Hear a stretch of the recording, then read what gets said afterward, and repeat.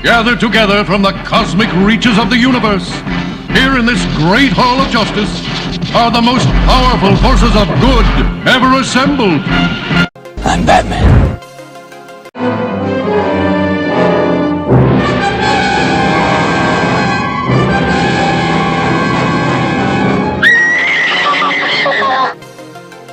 Easy, miss. I've got you. You've got me! Who's got you? Dooby-dooby-doo, where are you? We got some work to do now.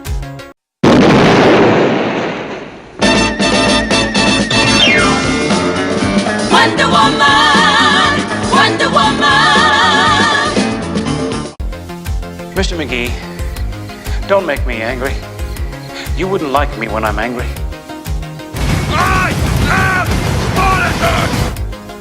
Wait a minute, Doc. Are you telling me you built a time machine? Out of a DeLorean? I'm Conor MacLeod of the Clan MacLeod. I was born in 1518 in the village of Glenfinnan on the shores of Loch Shiel. I am immortal. I'm Captain Kirk. I'm a doctor. But probably not the one you expect.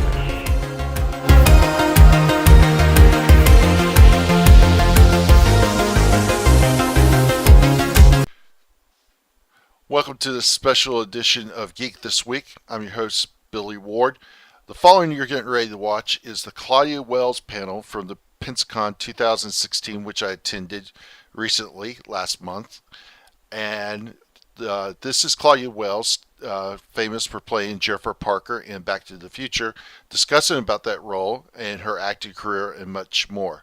Please be advised, there is a small little glitch cut at the beginning of this panel due to my battery in my video camera dying, and I got it switched out very quickly. So please enjoy the Claudia Wells panel and come back and check out the other panels as I get them posted from Pensacon 2016. So sit back and enjoy. My name is Christina Cusack. I'm a local actress, musician, voiceover artist, and improv comedian, and I am so super excited to present our next guest. This businesswoman and philanthropist has more than 50 film, television, and theater credits to her name. She played the lead role in Fast Times, the TV adaptation of Fast Times at Ridgemont High. And you may have seen her in the television movie Babies Having Babies. Sounds fun, right? Or in the Reagan administration-funded and she used to tell me that I couldn't, and I was crying because I thought you had to be tiny to be on television. I really thought that, but I really knew that's what I was supposed to be. And then there was a show where if you invent something, you're on the panel. So I invented something, which still doesn't exist. Want to know what it is? Yes. Okay. And by the way, my mom still wouldn't let me on the show. She said, no, that was 20 years ago, it's just reruns. So I used to take the bus a lot. I'm from San Francisco. We do a lot of public transportation. So you gotta, and I also went to a really hard school where you always have so much homework. So I invented, it looks like a briefcase. Okay, and if anyone does this, I want created by. But it looks like a briefcase, but you can put it on its side and go like this, and go like this, and go like this, and go like this, and then it's a table. And the briefcase is on its side like files, so that's where you can keep everything. Right? That's very sweet. I need one of those. And then actually how I officially started acting was when I was 8. I was in an opera at San Francisco Grand Opera House. And so I sang in order to be able to act. And then I was so shocked that they pay you. I thought you had to pay to act. I was certain of it. So then an agent saw me and represented me, and I got my first commercial, which was a national commercial for Volvo, and it won a Clio, which is like the cool thing. And then I eventually, I talked my mom into moving us to LA so I could be an official actress. So that's how I started acting. And then how I did Back to the Future. So I starred in a lot of series and episodics, movies of the week, and school break specials and all that. Then I started auditioning for movies. And actually, Adventures in Babysitting was down to Phoebe Cates and me and Elizabeth Shue, who ended up being my part in 2 and 3, which you probably already know. And I screen tested for Goonies, for the lead girl, Gremlins, for the Phoebe Cates part, and Young Sherlock Holmes, for whatever the lead girl in that was. And I did not get any. So then I got a call to come back and audition for Back to the Future. It was one audition, and Steven Spielberg was there. It was about a 2.5-hour audition. Bob Gale, Bob Zemeckis, Neil Canton, all the head, people from Amblin and the casting people. And Steven is so cool. They were filming the whole thing. He kicked out the cameraman. He said, "I cannot be in a room with someone else behind the camera." So the guy had to leave. I know, right? And I auditioned with a guy who, it was his 11th callback to play the part of Marty. And he ended up being the drummer in the band scene, as an FYI, which I thought was very nice of them. And we did the scene in the car with Marty and Lorraine, where she's drinking and smoking. That was my audition scene. We did it about 1,000,000 times because Steven kept saying, "I want to see it faster. I want to make it like a radio show." And it was just great. And one audition, I got the part. Wow. Because I think they were sick of not casting me. And so, what was it like seeing the script or hearing about this movie in which a teenager time travels, in the 80s? Was that a weird concept to you at the time, or did you think it was amazing? I thought it was a combination of weird and amazing, and because I was such a student and I was very serious for a young person, especially, with character building, and Jennifer Parker, I knew what she did for homework, where she lived, who her parents were, even though you guys knew her dad, and everything about her. But when I read the script, because it's a time travel movie, and I was paying so much attention, I had a whole list of questions of, well, if Jennifer Parker was this here, how come she wasn't this here, and how did this happen here? And I called Bob Gale, who produced the movie with Bob Zemeckis, and I read him all my questions, because of course there was no email or anything. So his answer was, "Claudia, sometimes you just gotta not think about it." So, but I loved it. It was very secretive. I had to sign something that said I wasn't going to tell anyone what the movie was about, who my character was, who was in it. I didn't even tell my sister. Then they told me that if we Xeroxed any page in the script, each script had a special number on each page that doesn't show up until it's Xeroxed. And then once it's Xeroxed, this bright colored number shows up, which then they find out about, and then I get in trouble. So I never told anyone, never Xeroxed it. And then I was doing a Q&A with Bob Gale once, very recently, like in the last 2 years, and I was saying how impressed I was by that. He goes, "You believe that?" I was like, till just now. So it was fun. It was great. And I was cast when Eric Stoltz was cast, which seems to be a thing. I keep seeing these websites that are sent to me saying I wasn't cast first, and I try and very politely say, actually I was. Twice.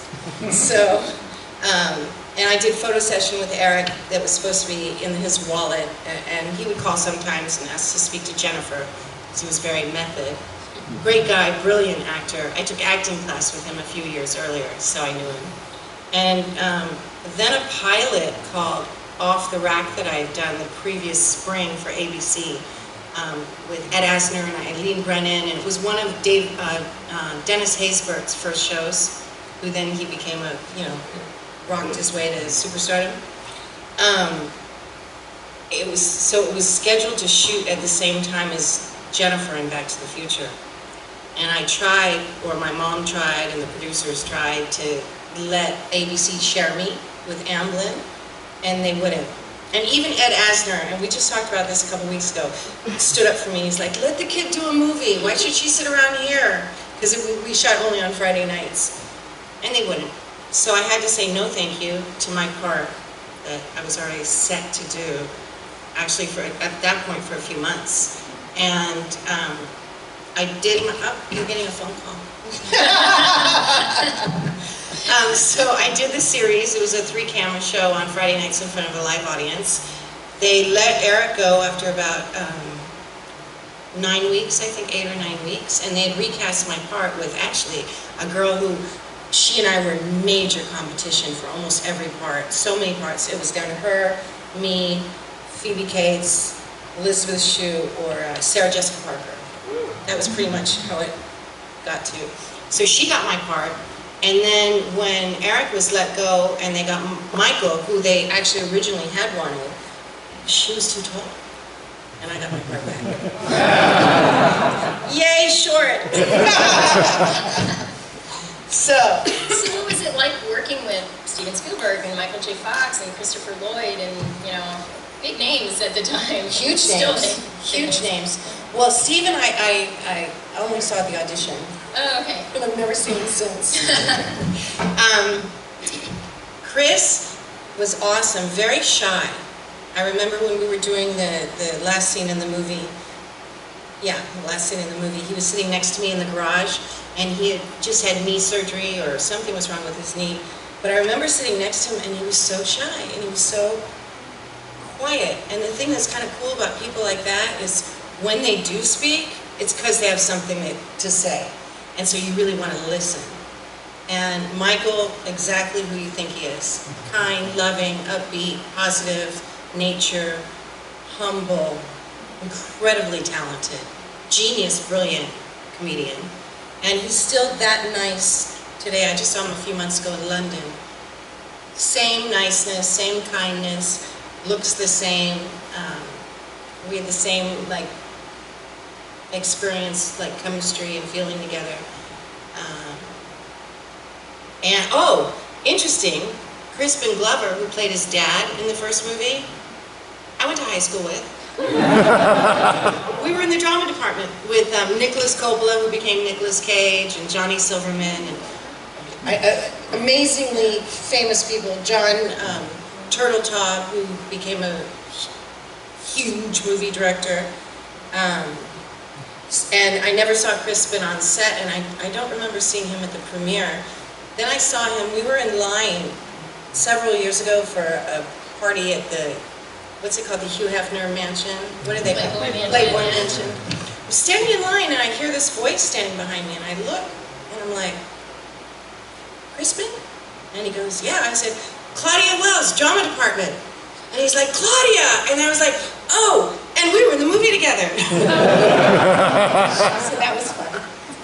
What else? Do we have any questions from the audience? No? Well, I did want to know, so why didn't you come back for Back to the Future 2 and 3? Do any of you know that? I'm just curious. You do. A lot of people still ask me. My mom was diagnosed with 4th stage lymphoma. About a year after the movie. And so by the time the movie was going to be shot, and I was supposed to be in it, in both of them, and they were telling me that the role was quite big.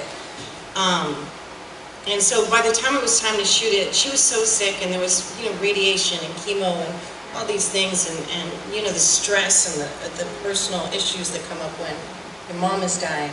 I just said no thank you to everything, and that was that on that. So that's why I didn't do it. And I don't have any regrets either. You moved on to some really cool projects. I know you were part of the Stop the Madness video. I know! What was that like? Oh, you guys have to Google it. I've seen it. Yeah, it was one of the first music videos. We did it in 1985. It was the Entertainment Industry Council, and it was an anti-drug abuse video. And I starred in it with Boogaloo Shrimp from Breakin', and Arnold Schwarzenegger plays the garbage man, and Whitney Houston sings, and oh my goodness, really famous people. But you should Google it, Stop the Madness. And now I've also been a founding board member of a charity that's very close to my heart called Kids in the Spotlight. And we help foster kids. And we go to foster kid living places where they live, and they also go to school. And we bring them a program. It's a 10-week program, 3 days a week, and teach them that they were born with a purpose, and that, because none of them are there by any doing of their own selves. It's, family issues. And we just really encourage them and love on them. And even the ones that are a little bit hardened and tough, if we love on them long enough, they become like the squishy ones. And we teach them how to write a script and act and team leadership and how to cast. Then they have to vote on who gets the parts in their short films, and they choose whose short film they're going to film. And then we bring in professional cameras, companies and craft services and professional directors, and in one day at each establishment we shoot their movie. And I was cast to star in one as this girl's mom. It was her real story. And then once a year, usually the last weekend of October or the first weekend of November, we do an Oscar-type ceremony. We screen all their films at a big theater. We give out awards. We have celebrities there. We have a poster of all their films, and it's on DVD. And they're the stars. We dress them. We bring them out in a Mercedes van type thing, and we just give them their special time. And so it also gives them an idea that, oh wow, there's this career I could do. There's this I could do. There's this I could do. Makeup, hair, in front of the camera, behind the camera. And prayerfully it changes their lives forever. Absolutely. Otherwise it's not usually an opportunity they would get in Ever. those situations. That's Most of them cool. have never been to Beverly Hills. Yeah. We provide the clothing and the suits for the guys. And kidsinthespotlight.org. That's awesome. And you're not just involved with charities, you're also a businesswoman. Yes, I tell us about am. that.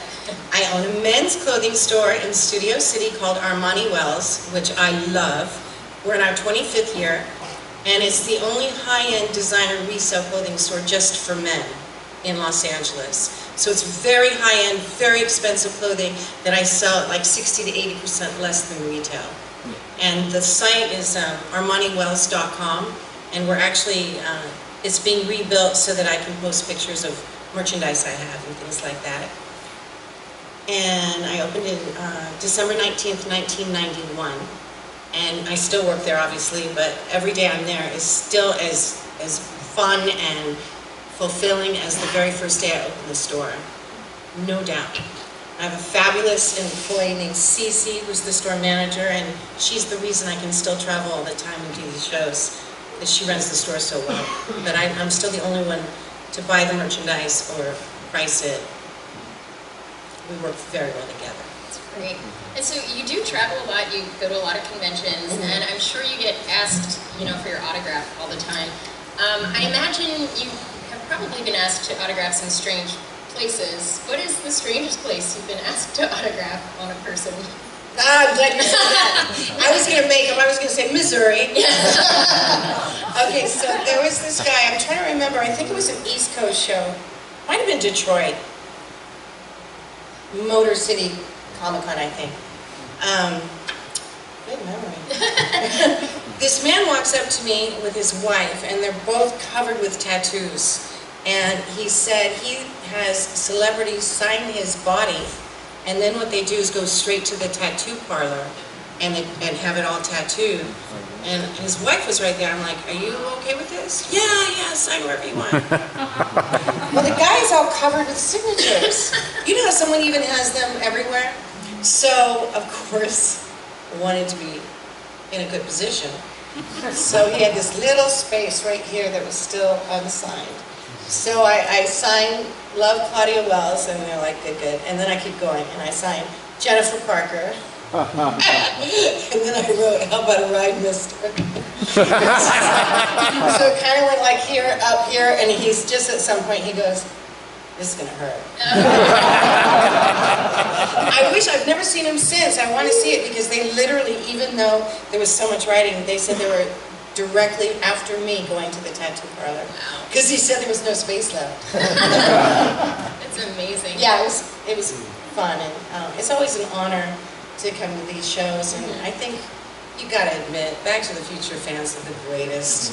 Don't you think? I mean, the most loyal, the most cool, the most greatest of any fans on the face of the planet. It's just my opinion. Yeah. I think I'm right. And we know that the 30th anniversary of the film was this past fall. Did you do anything to celebrate? Oh my goodness. I traveled almost completely solidly for 3.5 months. London, Australia, France, Santiago, Chile. I threw the opening pitch for the Marlins in Miami. Gosh. That was cool. Yeah. New York, Washington, D.C. I traveled. It was constant.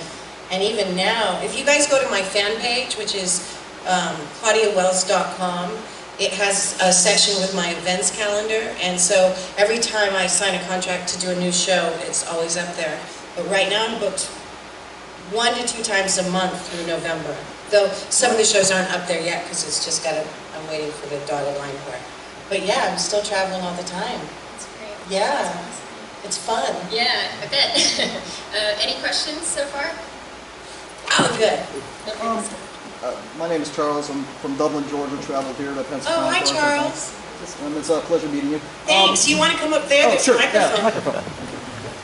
Just a question on the, I guess your perspective. If you had done Back to the Future 2 and 3, how do you think the film would have been a little bit, I guess, different, or do you think it would have ended up the same as what we saw on Well, screen? from what I was told, it would have been completely different, because what I was told was it was going to, and I don't know, I never read the script, but I was told that it was going to be Marty and Jennifer kind of going through the experiences together.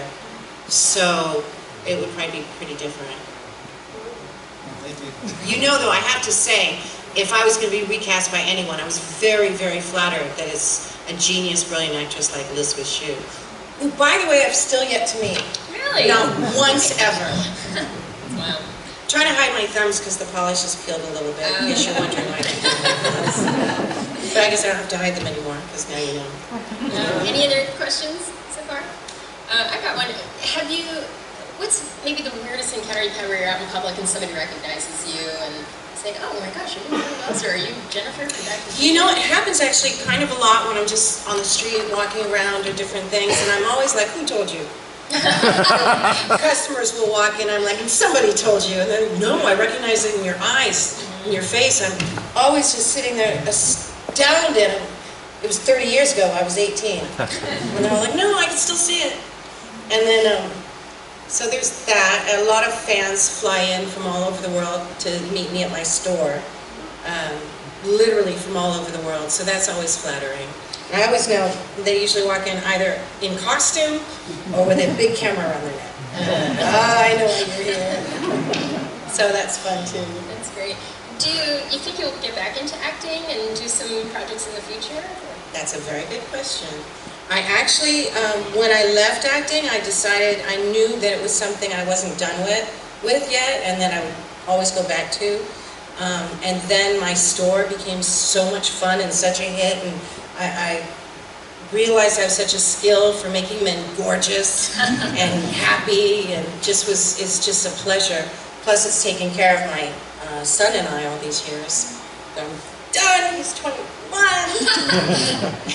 But anyway, now I forgot the question. I went so off subject.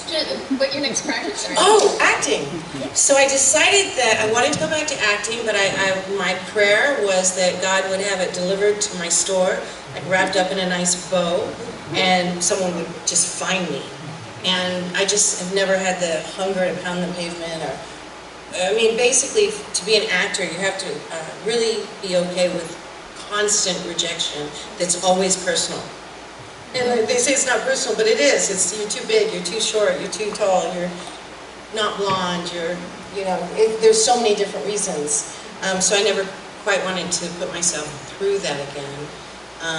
And amazingly, people have found me and offered me jobs. And a couple weeks ago, a writer asked me to audition for his movie, and it was this really cool audition, so I'm waiting to hear back on that. But I'm in movies every now and again, and open to it, and I'm not a snob, I'll audition if they find me. So yeah. What would be a dream role for you? You're probably too young, but did you ever see the movie Frances? Did you guys see the movie Frances with Jessica Lange? No, it's the greatest movie ever. And she should have won the Oscar. She won the Oscar for Tootsie that year instead of, but she was nominated and Meryl Streep got her Oscar.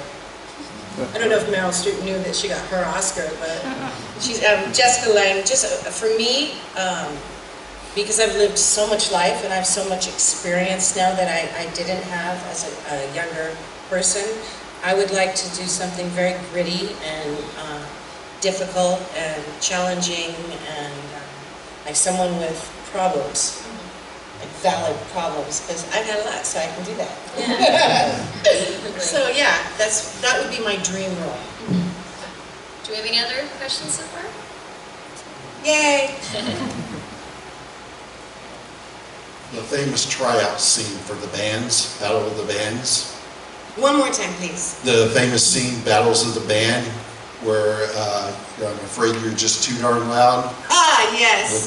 What was it like working called. with Huey Lewis? You know what's funny? That's a good question. Huey Lewis was sitting next to me in the makeup trailer, getting his makeup done, and I noticed him, and I whispered to the makeup man, Ken Chase, by the way, who's the guy? And he goes, "This is a singer. What's his name? Huey Lewis." Oh, I grew up with opera and symphony and Elton John and Simon and Garfunkel and French arias that my mom played. So I was very naive when it comes to anything popular in terms of music. So I had no idea who he was, and Michael did, and he was so excited. And I remembered he brought an album with them all holding a surfboard for Huey to sign. And I didn't know anything about all that, but we're still good buddies, and I do know who he is now. I saw him a couple of years ago at Panama City performing, and he sounds just as great as he did back in '85. Best '80s man ever. You know what? I agree. And the thing is, I saw him when we were all in New York for the October 21st event. He looks the same. He looks the same as he did when I was 18 years old. Maybe he's done some time traveling too. Maybe. Because he looks, I mean, the man has not been done up. He's just whoever he is, but looks great, and he's really nice. And he's doing the 80s cruise, by the way. I don't know if it's too late for you. It leaves at the end of this month. So. Thank you, ma'am. Any other questions? So you were in a film that was it was sci-fi-ish at the time, kind of. Are you into sci-fi? Do you like sci-fi? What kind of films do you like to watch? I'm more like the romantic comedy type person, or like the romance, or family relationship. I'm not really such a sci-fi girl, other than I'm adoring that I got the blessing to be Jennifer Parker, because it's like the gift that keeps on giving, and I get to meet the nicest people. You know you're the nicest people. I know you're the nicest people. But I am not, like, I stood in line for 3.5 hours to watch Star Trek when I was in the 5th grade, with Annie Robinson, by the way, and her mom, Mary. And I decided at that point I would never stand in line for a movie again. So I've seen Star Wars, the first one. That's about it. Oh, and my brother would bribe me with Barbie dolls so that he could watch Star Wars on TV and Batman instead of Brady Bunch. That's great. So does it run in the family? Does your son have any interest in acting? None. Now, my son was like the Gerber baby. He was just one of the cutest little things you'd ever seen ever in your life, and everyone thought he should be an actor. And I just had a thing about, I don't think so. Because the thing is about acting when you're young, in my experience, is my self-esteem became very attached to whether I was working or not. So even though I was a good student and a nice person, if I wasn't starring in a series or about to star in a series or had just starred in a series, I didn't think I was worthy. So I never wanted my son to experience that. And when I left acting, it took me a while to realize, oh, wait a minute. God created me and he loves me, so I'm worthy without anything extra, because he said so. So that changed my whole self-esteem issues. And I just didn't want my son to deal with any of that. And he's a computer genius and does something called coding and builds sites for media stuff. And yes, I tried to hire him. No, he moved on to other things. But he's a great kid. He's really, my dad's an absolute genius. He's a scientist. So, and my son thinks that, you know, the geniusness skipped generations. Well, he has it, but I ate a lot of protein when I was pregnant. And I keep, like, trying to remind him, hello, you came from me. I know, but I got grandpa's smarts. But he's a good boy. He's a nice guy. Yeah. So is there any day of filming in particular that you can think of on the set of Back to the Future that stands out in your mind? Maybe a funny memory, even a difficult one, just a day that definitely stands out to you? Two. Okay. The scene we do with the clock tower, with the Save the Clock Tower lady, starts like here. If you're in the Hill Valley Square, you would start right here. Then we walk, here, then we stand on the bench, and this goes down, and that happens, and that. All of that was in one take. And so everything had to be perfect.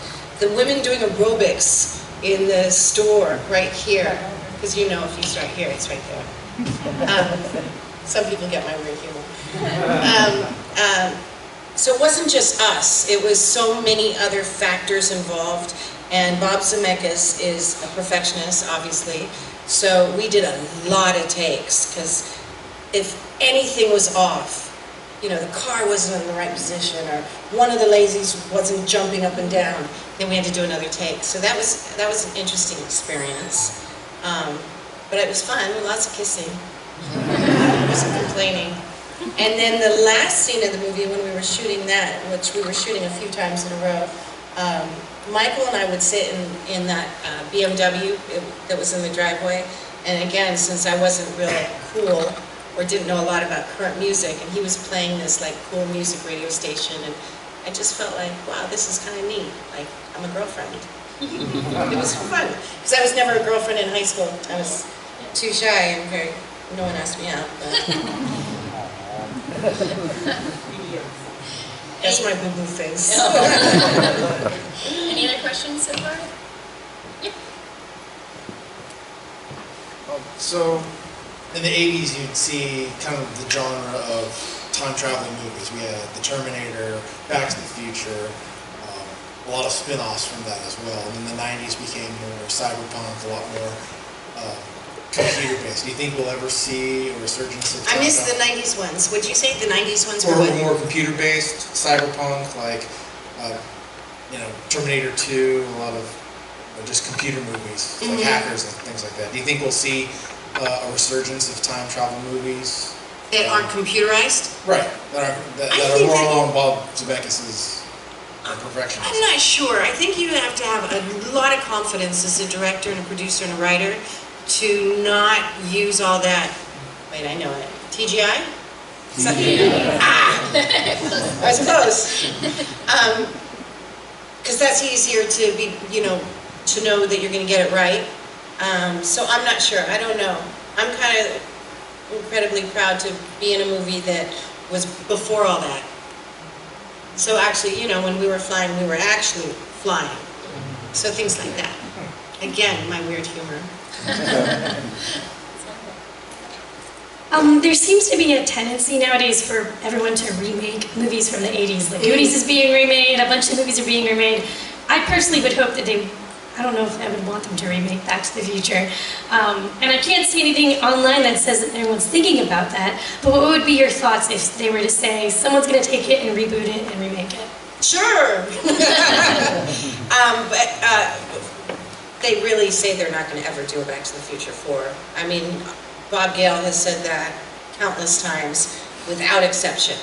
So I think that the trilogy is it for Back to the Future. And there's all those rumors about new Back to the Futures popping up, or I heard one was being done in India and all that. It's all rumors. Because they can't. I want to know, you know, you said you had studied the part of Jennifer, you knew where she went to school, you know, what her homework schedule was like. Did you feel like you and the character of Jennifer Parker were similar? Or You're good! Exactly the same, except she had a boyfriend. And a dad who lived with mom.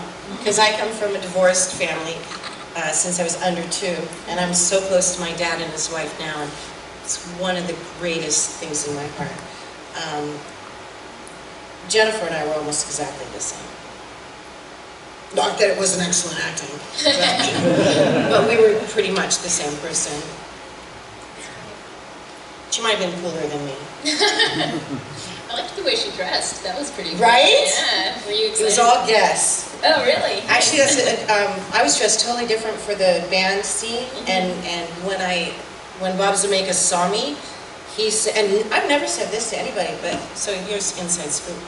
He didn't like how I was dressed. He thought it was too hard, too like rocker, and they had to actually leave and go shopping and get me a different outfit while everyone waited. Something else, right? Yeah. Oh no. That's great. I was so glad that wasn't my job. Yeah. That's awesome. I think we have time for one more question. If anybody, yeah, come on up to the mic. And can we just say how fabulous she's doing at being me? I came in a couple minutes late, so I'm not sure if this question has already been asked, but what do you think it is about Back to the Future that makes it resonate with fans years later? Hasn't been asked. I think because it's such a brilliant script, and because it's a character-driven movie, and because it's timeless. Who doesn't want to have an opportunity to change everything or to see who their parents were when they were teenagers? I mean, I would have liked that. So because it's every generation loves the movie. I've got these itty-bitty little people that love the movie and are, short little teeny people who are like, oh, and then their grandparents. So I think it's just one of those things that, like It's a Wonderful Life or The Wizard of Oz or Sound of Music, just that kind of a movie that lasts forever. I think that, I think that's why. That's great. One last question, anybody? All right, well, give Claudia Wells a huge round.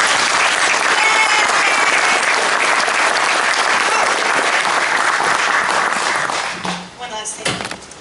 My new shirt, my How About a Ride shirt, I actually posed for it in Indiana on a time machine, and then they turned it into a Jennifer Parker.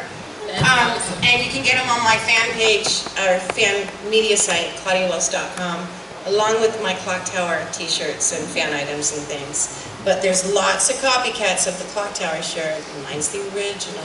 Nice. Just saying. And if you want a photo opportunity with Miss Wells, she will be at the Wolf Studio Photography booth on the vendor floor tomorrow at 2:50 and Sunday at noon. So you can go ahead and take your picture. And FYI, new info, they're gonna schedule a 30-minute photo op with me in the DeLorean and fans tomorrow in the morning and in the afternoon.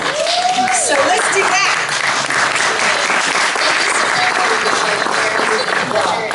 You rock. Really well. Thank you. Oh, last thing. Yeah. Sorry. Facebook fan page. Absolutely. Claudia Wells Actress. Apparently it's not so easy to find, but my personal pages are full. So Claudia Wells Actress with that / in the front. And then Twitter is at the Claudia Wells, and Instagram is Claudia Wells with the number 1. Thank you so much. Thank you.